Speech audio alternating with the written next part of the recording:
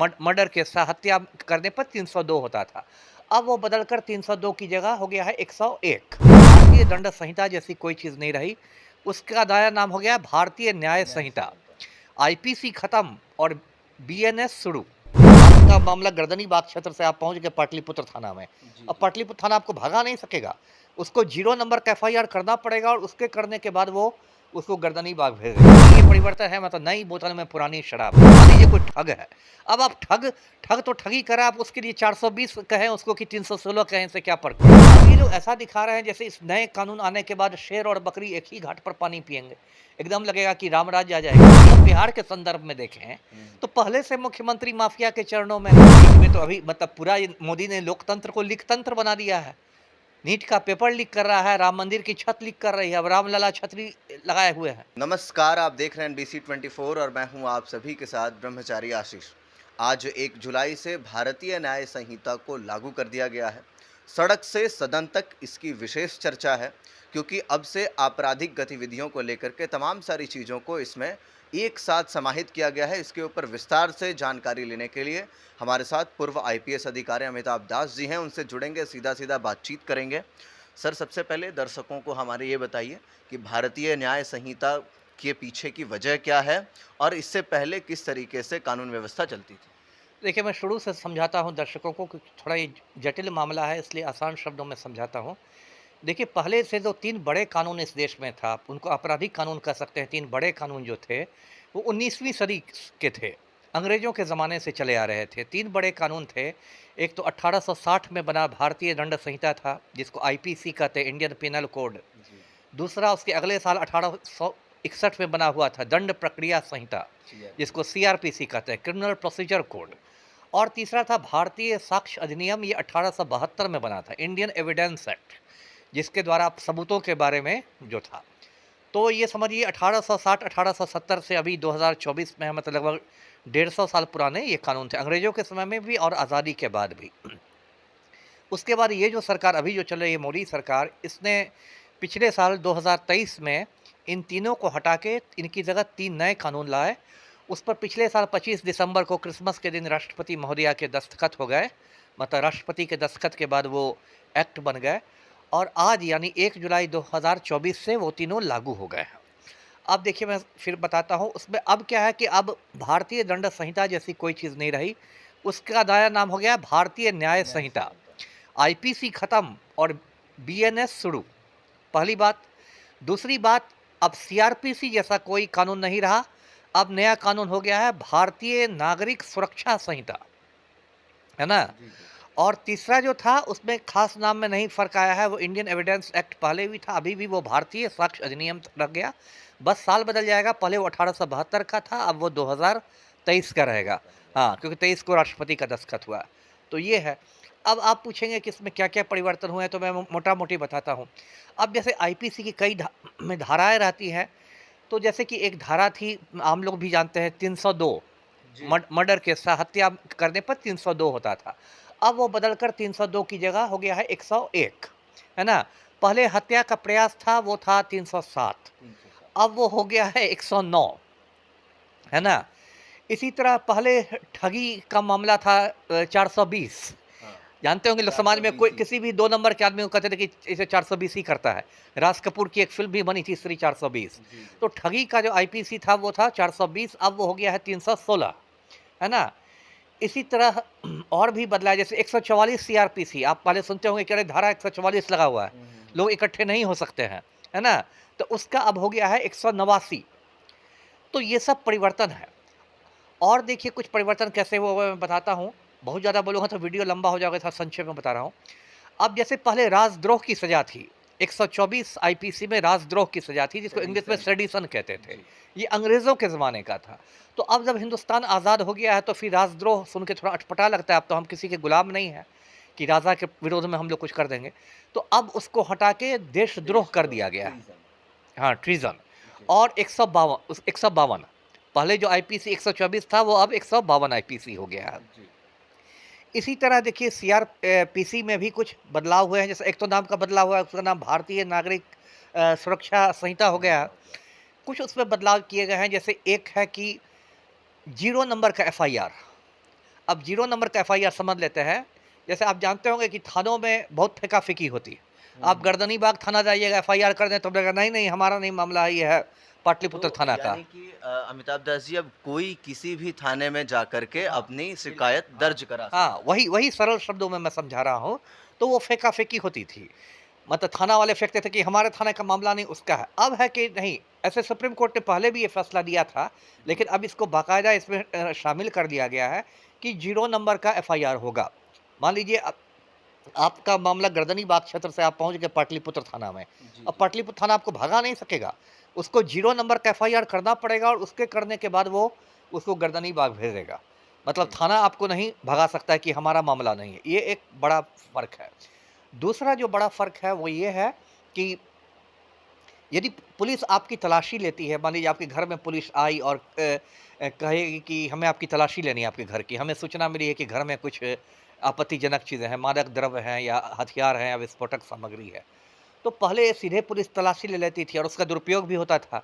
बहुत बार पुलिस गलत काम करती थी, अपने साथ ही कोई सामान ला के उसको रख देती थी। कोई हथियार आपके घर उसके में आपको पकड़ के अंदर कर देती थी। मतलब पुलिस में भी भ्रष्टाचार है तो एक तथ्य है। तो अब उसमें क्या कर दिया गया है कि आप उसकी पूरी वीडियो रिकॉर्डिंग जो है, वो वो अनिवार्य की कर दी गई जाएगी है। वहाँ। हाँ, मतलब यदि आपकी तलाशी ली जाती है आपके घर की, तो पुलिस के लिए उसकी वीडियो रिकॉर्डिंग करना अनिवार्य कर दिया। अनिवार्य है ना? ठीक है। इस तरह से भारतीय साक्ष्य अधिनियम में जो एक बड़ा परिवर्तन किया गया है, वो परिवर्तन ये है कि अब चूँकि अब तो तकनीकी का युग है, पूरा इलेक्ट्रॉनिक युग है, ये सब लोग मोबाइल लेके घूम रहे हैं, मोबाइल में कैमरा है, वीडियो का फ़ोटो ले सकते हैं, स्टिल फ़ोटोग्राफ ले सकते हैं। तो वो जो इलेक्ट्रॉनिक वाले जो साक्ष्य होते हैं, उनको भी अब बाकायदा अब मान्यता दे दी गई है ना? कि वो भी अदालत में मान्य होंगे, है जी। ना? एक है लेकिन पहले जी, उसकी फॉरेंसिक जाँच होगी अमिताभ दास जी, नेचुरली क्योंकि नेचुरली कि वो बनाया भी जा असली सकता है। असली वीडियो है या नकली है। जी, जी। आजकल तो एआई का ज़माना है, आर्टिफ़िशियल इंटेलिजेंस में डीप फेक वीडियो बना दिया जाता जी, है। जी, इतना जी, बड़ा जी। फर्जी वीडियो बनता है कि आम आदमी क्या ख़ास आदमी भी चकरा जाएँगे कि असली है कि नकली है। तो वो तो जो आपने कहा वो तो दिखा ही जाएगा कि असली है कि नकली जी, है। जी। क्योंकि नकली नकली तो कहीं नहीं मान्य हो सकता है।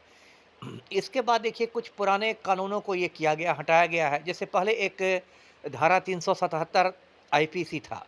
वो हुँ। था समलैंगिकता को वो अपराध बनाता था। जी, जी। मतलब यदि अप्राकृतिक मतलब यौन संबंध बने 2 पुरुषों में, तो उसको वो अपराध मानता था। तो अब धारा 377 वाली चीज़ खत्म हो गई है। अब जो नया भारतीय न्याय संहिता जो आई है, उसमें समलैंगिकता अपराध नहीं है। अमिताभ तो दास जी, जी।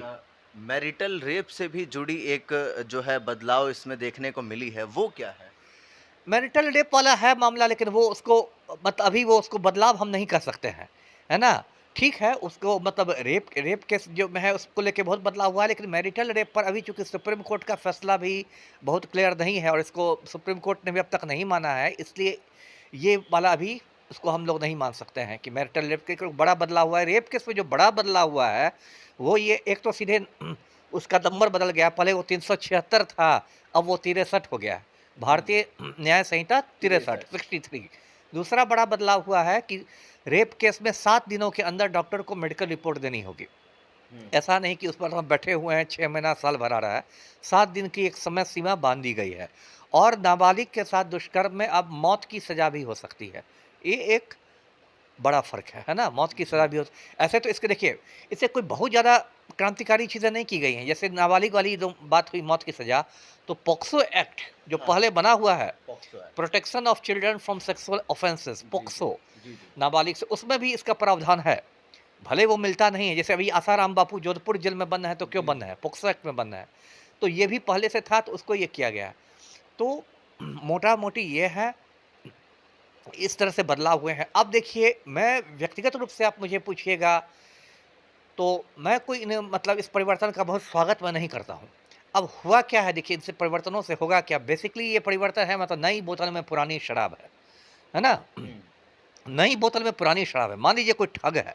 अब आप ठग ठग तो ठग ही करा, आप उसके लिए 420 कहें उसको कि 316 कहें, इससे क्या फ़र्क पड़ता है? बात तो वही है। बात वही है ना? कि एक ने ए ने बी का मर्डर कर दिया, अब इस पर आप 302 लगाएँ या 109 लगाएँ, इसमें क्या फ़र्क पड़ता है? क्या फ़र्क पड़ता है? जी, जी। पहले उसको 302 में आप चार्जशीट करते हैं, अब मतलब 109 में चार्जशीट कीजिएगा। नया नामकरण हो गया है वो। वही ना, इसी को नई बोतल में पुरानी शराब कहते हैं। जी। इससे कोई बड़ा फ़र्क नहीं पड़ा है। अच्छा, इसमें देखिए कुछ, हाँ, खराब फ़र्क एक बहुत बड़ा पड़ गया है कि बहुत बड़ा कन्फ्यूज़न हो गया। अब कन्फ्यूज़न क्या है कि देखिए अभी 1-2 दिन पहले एक दरोगा आया था मेरे पास, वो त्राहि-त्राहि कर रहा है। अब जो इतना बड़ा कानून लो लगभग 150 साल पुराना कानून था और बार-बार मतलब सारे जितने लोग दरोगा लोगों की ट्रेनिंग होती है, ये सब की होती है, आईपीएस की भी ट्रेनिंग होती है, सबको उसमें ट्रेन कर दिया गया। जज लोगों को भी अब परेशानी होगी। अरे! वकीलों ने तो बाकायदा याचिका की है ना? इतना ज़्यादा कन्फ्यूज़न पैदा हो गया। अब क्या हो गया है कि इनको 3-3 दिन का एक जो कैप्सूल कोर्स जिसको कहते हैं ना, वो हुँ। प्रशिक्षण करा के, है ना? 3 दिन के तो देखिए, ये सब इतनी कानून है कि आप उसको 3 दिन में नहीं आप उसको कर सकते, है ना? उसको समझने के लिए देखिए पहले में क्या था कि लोगों को एक तरह से रटा गया था। एक दरोगा जी को आप हुँ, नींद हुँ। में भी कहते ना एफआईआर करने का, तो वो 302 लगा के एकदम नींद में 302 आईपीसी करके वो दरोगा जी सो जाते। बस इतना ज़्यादा वो हो गया था। म 302 पुलिस वाले के आम आदमी तक जानने लगे थे कि ये मर्डर 302 है, मर्डर है। हुँ, 420 क्या पुलिस वाले के आम आदमी जानते सही है। 420 है। अब ये 316 101 को जाने में एक बहुत बड़ा समय लगेगा, है ना? इसे बहुत बड़ा समय लगेगा। एक अनावश्यक मतलब मैं मानता हूँ कि अनावश्यक कन्फ्यूज़न है। दूसरी बात मेरा ये पॉइंट है, बहुत लोगों ने इसे और भी मुझसे बातचीत की है। मैंने कहा कि देखिए कानून में पहले भी कमी नहीं थी। असली बात होती है कानून को लागू करने में, है ना? अभी जो नए आए हैं, अभी मैं तड़ीपार गृह मंत्री को सुन रहा था अमित शाह को, जो खुद तड़ीपार हैं लेकिन बहुत बड़ी-बड़ी बातें कर रहे थे कि ऐसे हमने बदल दिया, वो बदल दिया। अब ये लोग ऐसा दिखा रहे हैं जैसे इस नए कानून आने के बाद शेर और बकरी एक ही घाट पर पानी पिएँगे। एकदम लगेगा कि राम-राज्य आ जाएगा। क्या फ़र्क आएगा आप बताइए? क्या इससे पुलिस विभाग में भ्रष्टाचार कम हो जाएगा? नहीं होगा ना। यदि यदि कोई दरोगा जी पहले घूस खाते रहोगे तो अभी भी घूस खाएँगे। वो 302 में पहले घूस खाते थे, अब 109 में खाएँगे। तो इससे क्या फ़र्क पड़ेगा? क्या इससे राजनीति का अपराधीकरण कम हो जाएगा? नहीं कम होगा। यदि हमारे पलटू राम पहले अनंत सिंह के सामने हाथ जोड़ते थे, तो आज भी हाथ जोड़ेंगे। तो उससे क्या फ़र्क पड़ता है कि 302 हो, 109 हो, 435 हो, उससे क्या फ़र्क पड़ता है? यदि हम बिहार के संदर्भ में देखें, हुँ। तो पहले से मुख्यमंत्री माफ़िया के चरणों में थे। 1 जुलाई के बाद से भी माफ़िया के चरणों में रहेंगे। तो आम आदमी को उससे क्या क्या राहत मिलने वाली है? कोई राहत नहीं मिलने वाली है। तो बेसिकली ये जो सरकार है मतलब मोदी की सरकार है, इसका एक खेल हो गया है कि कुछ-कुछ बदलाव करते रहो। लोगों को लगे कि हाँ, कुछ हो रहा है ना? इलाहाबाद का नाम प्रयागराज कर दिया गया। इससे क्या हो गया? ऐसा इलाहाबाद में क्या रोड जाम खत्म हो गया? राजपथ का कर्तव्य पथ। राजपथ का नाम कर्तव्य पथ कर दिया गया। जो 7 रेस कोर्स रोड था प्रधानमंत्री का, ये 7 हाँ। लोक कल्याण मार्ग कर दिया गया। तो उससे क्या प्रधानमंत्री बहुत मतलब महापुरुष हो गए हमारे। या मान लीजिए गुड़गाँव का नाम गुरुग्राम कर दिया गया, तो इससे क्या हो गया? योजना आयोग का नाम नीति आयोग कर दिया गया, तो इससे क्या हिंदुस्तान स्विट्ज़रलैंड बन गया। नीट में तो धांधली तो अभी भी हो रही है। वही मैंने कहा ना, नीट में तो अभी मतलब पूरा ये मोदी ने लोकतंत्र को लीकतंत्र बना दिया है। नीट का पेपर लीक कर रहा है, राम मंदिर की छत लीक कर रही है, अब रामलला छतरी लगाए हुए हैं। तो इस देश में ने मतलब क्या बंटाधार कर दिया है और ये सब कानून-वानून से देखिए कुछ फ़र्क नहीं पड़ने वाला है, क्योंकि सबसे बड़ी समस्या होती है कानून को लागू करने की और जो पूरा हमारा सिस्टम है वो कोलैप्स कर गया है। पूरा सिस्टम है, उसमें सारा सिस्टम में सब कुछ आता है, न्यायपालिका आती है, पुलिस आती हुँ, हुँ। है ना? राजनीति का अपराधीकरण आता है। मैं ब्रजभूषण शरण सिंह का उदाहरण देता हूँ। अभी इस पर भी तड़ीपार अमित शाह कह रहे थे कि अब तेज़ी से ट्रायल होगा, तेज़ी से सुनवाई होगी। तुरंत 1 हफ्ते के अंदर आरोप गठित हो जाएगा। ऐसा यदि सच में सरकार की मंशा ईमान सही है, तो सबसे पहले ब्रजभूषण शरण सिंह को मुझे ये उनका फैसला दिलवा के दिखाएँ, है ना? उसको तो दिल्ली पुलिस ने चार्जशीट कर दिया है, तो उसकी सुनवाई हो और उसको सज़ा दिलवा के दिखाएँ, तब मैं मानूँगा। तो पूरी बातों का लबो-लुआब यही संक्षेप में कि ये नई बोतल में पुरानी शराब है। इससे ज़्यादा खुश होने की ज़रूरत नहीं है, ज़्यादा उछलने की ज़रूरत नहीं है। ये भी एक तरह की मोदी की जुमलेबाज़ी ही है, हवाबाज़ी ही है। जिस तरह आपके अकाउंट में 15 लाख आए ना, मोदी ने भेजे ना, उसी तरह इससे भी देश की विधि व्यवस्था सुधर जाएगी। जी। चलिए तो भारतीय नागरिक न्याय संहिता को लेकर के हम बात कर रहे थे पूर्व आईपीएस अमिताभ दास जी से। साफ-साफ उन्होंने कहा कि किस तरीके से धाराएँ जो थी वो पहले 302, 307, 420 हुआ करती थी। अब वो बदल गई हैं, 109 हो गए हैं, तो कहीं कुछ हो गया है और ऐसी स्थिति में अब स्थिति जो है वो कहीं न कहीं कुछ ऐसी है कि नियम वही हैं, नाम नए हैं और इसको लेकर के न्यायपालिका, तमाम जो पुलिस के अधिकारी हैं, राजनीतिक लोग हैं, सभी को परेशानियां कहीं ना कहीं उठानी पड़ रही हैं और इसको लेकर के बहुत एक विवाद भी खड़ा हुआ है। लेकिन कोई भारी बदलाव होते हुए नहीं दिख रहे हैं। एक राहत की बात यही है कि आप किसी भी थाने में जा कर के एफआईआर दर्ज करा सकते हैं। अब जीरो एफआईआर की प्रणाली जो है वो इसके साथ शुरू होगी। बाकी के अपडेट्स के लिए देखते रहिए NBC 24। कैमरा पर्सन पृथ्वी के साथ ब्रह्मचारी आशीष, NBC 24 पटना।